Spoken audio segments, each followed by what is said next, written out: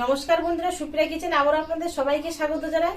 বন্ধুরা, আজকে তেমন কিছু বড় আইটেম নিয়ে আপনাদের সামনে আসতে পারছি না। প্লেন এমনি ঘরোয়া রান্না আপনাদের সাথে শেয়ার করব। হঠাৎ বাড়িতে আত্মীয় স্বজন আসছে, সেই জন্য তাদের জন্য রান্না করব।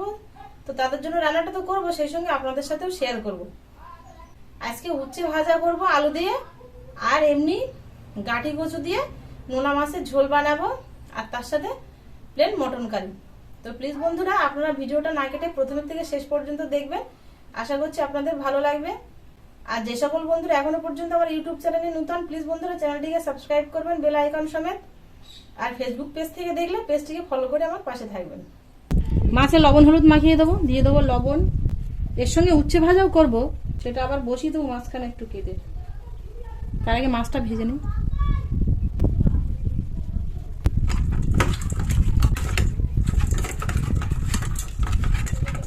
আজকে খুব তাড়া, অনেকগুলো রান্না একসাথে করতে হবে।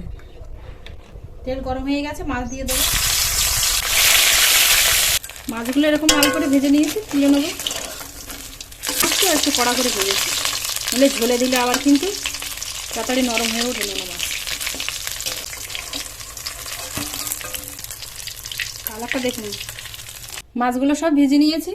এ সাইডে আর একটা কড়া বসিয়ে দিয়ে মাছ ভাজা তেল অল্প একটু দিয়েছি, আর অল্প একটু সর্ষের তেল দিয়েছি। পেঁয়াজ কুচি দিয়ে দেবো, উচ্ছে আর আলুটা ভেজে নেবো। পেঁয়াজটা হালকা এরকম ব্রাউন কালার করে ভেজে নিয়েছি। ধুয়ে কেটে রাখা উচ্ছে আর আলু দিয়ে দেবো।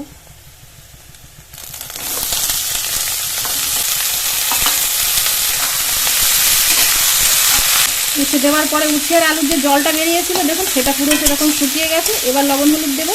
এবার লবণ হলুদ দিলে উচ্ছেটা তাহলে আর কড়ার গায়ে লেগে যাবে না। হলুদ গুঁড়ো, লবণ,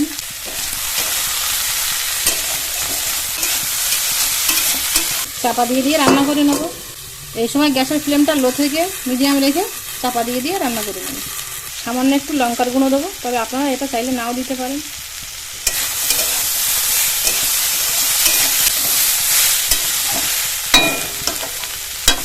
উচ্ছে আলু ভাজাটা হয়ে গেছে দেখুন, এই যে এরকম ঝরঝরে হয়েছে ভাজাটা, আর কড়ার গায়ে কিন্তু লেগে নেই। এবার এটা নামিয়ে নেব। উচ্ছে ভাজাটা রান্না করে নিয়েছি, এবার কচুরমুখিটা মাছ দিয়ে রান্না করে নেব। মাছ ভাজার তেল আর খানিকটা ছিল, এর তেলের মধ্যে আর একটু তেল দিয়ে দেবো। এবার কচুটা রান্না করে নেব। তো তেল গরম হয়ে গেছে, 5 ফোড়ন দিয়ে দেবো। একটা মিডিয়াম সাইজের পেঁয়াজ কুচি। পেঁয়াজটা খানিকক্ষণ ভেজে নিয়েছি, বেশ একটু এরকম ব্রাউন কালার হয়ে এসছে। এবার দিয়ে দেবো রসুন বাটা।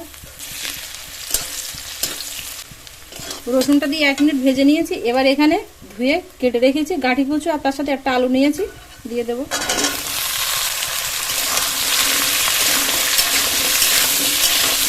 পেঁয়াজটা কিন্তু খুব কড়া করে ভাজিনি, তাহলে কিন্তু আবার এই সবজির সাথে পেঁয়াজটা ভাজা যাবে না। লাল হয়ে গেলে একদম আবার পুড়ে পুড়ে যাবে।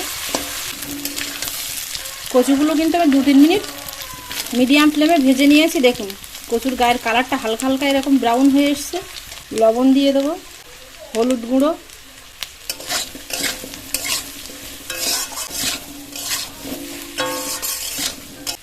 লাল লঙ্কার গুঁড়ো দিয়ে দেবো, আদা বাটা,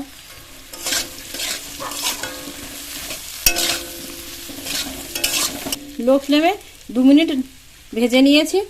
এবার জল দিয়ে দেবো।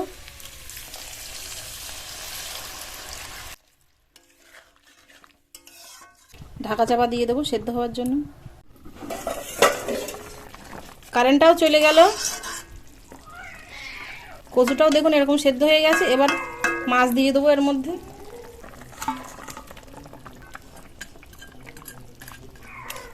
জিরে আর মরিচ একসাথে গুঁড়ো করে রেখেছি, দিয়ে দেবো।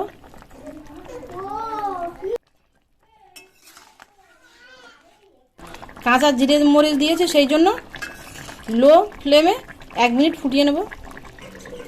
ঢাকা চাপা দিয়ে ফোটাবো। 1 মিনিট চাপা দিয়ে রেখেছিলাম। এবার রান্নাটা হয়ে গেছে, নামিয়ে নেবো। কচুতে কিন্তু এরকম একটু ঝোল রাখতে হালকা, নইলে আবার ঠান্ডা হয়ে গেলে গাঢ় হয়ে যায়।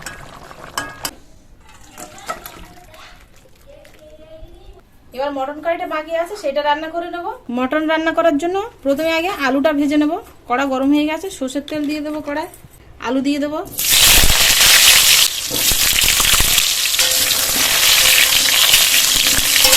হলুদ গুঁড়ো, লবণ,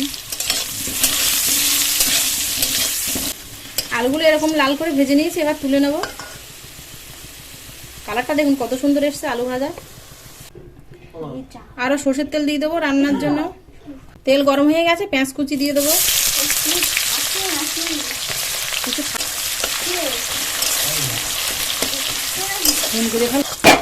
পেঁয়াজটা হালকা এরকম ব্রাউন কালার করে ভেজে নিয়েছি, এবার রসুন বাটা দিয়ে দেবো।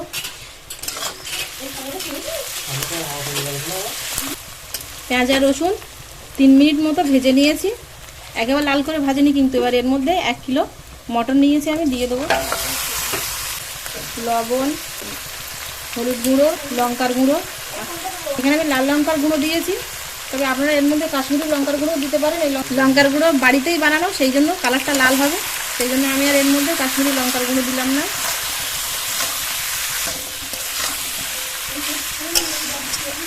3-4 মিনিট কষিয়ে নিয়েছি, এবার এর মধ্যে টমেটো কুচি, আদা বাটা, টক দই দিয়ে দেবো 3 চামচ মতো।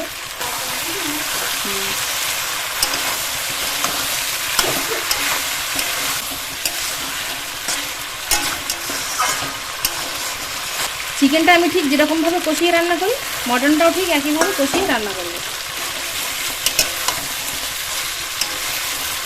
1/2 চামচ পরিমাণ জিরের গুঁড়ো দিয়ে দেবো।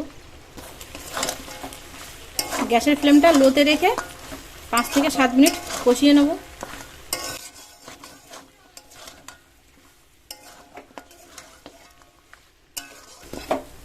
কষিয়ে নিয়েছি, দেখুন মটন থেকে এই যে তেল ছাড়তে শুরু হয়েছে। প্রায় 10 থেকে 12 মিনিট আমি এরকম লো ফ্লেমে কষিয়ে নিয়েছি, এবার জল দিয়ে দেবো। এইভাবে কষিয়ে নিয়ে কিন্তু আপনারা প্রেসার কুকারে দিতে পারেন, যে সকল বন্ধুরা প্রেসার কুকারে রান্না করেন।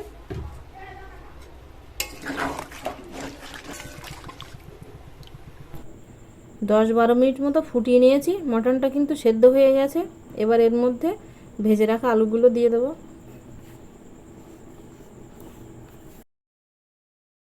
যে সকল বন্ধুরা প্রেসার কুকারে রান্না করবেন, আপনারা প্রেসার কুকারের মধ্যে দিয়ে যে কটা সিটি লাগে সেই কটা সিটি প্রথমে মটনে দিয়ে নেবেন, তারপরে আবার আলু আর বাকি মশলাগুলো দিয়ে আর একটা সিটি দিয়ে নিলেই কিন্তু রেডি হয়ে যাবে। ঝোলটা ফুটে ফুটে অনেকটাই কমে গেছে, এবার এর মধ্যে বাকি কিছু মশলা দিয়ে দেবো। ধনে গুঁড়ো দেবো, জিরে আর মরিচ গুঁড়ো দেবো 1 চামচ।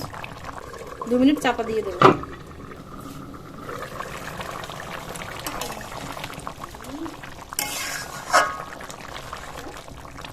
রান্না হয়ে গেছে, আর ঝোল মারবো না। এবার এর মধ্যে আমি গরম মশলা দিয়ে দেবো।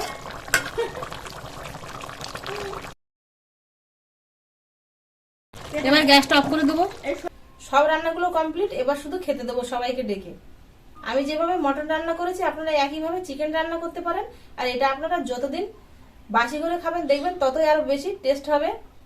আজকে তো এরকম রান্না করে খেলেন, কালকে যদি আবার একটু গরম করে খান, হয়তো রাত্রে বেশি থাকলো আপনার, সকালে খাবেন, কিন্তু সেটা যদি গরম করে খান দেখবেন আরো ভালো লাগবে খেতে। তো আমার নূতন পুরাতন বন্ধুদের আমার এই রেসিপিগুলো কেমন লাগলো অবশ্যই কিন্তু কমেন্টে জানাবেন। আর এতক্ষণ আমার সঙ্গে থাকার জন্য আপনাদের অনেক অনেক ধন্যবাদ। আবার দেখা হচ্ছে আপনাদের সাথে পরে নতুন কোনো রেসিপিতে। ততক্ষণ আপনারা সবাই ভালো থাকবেন আর সুস্থ থাকবেন।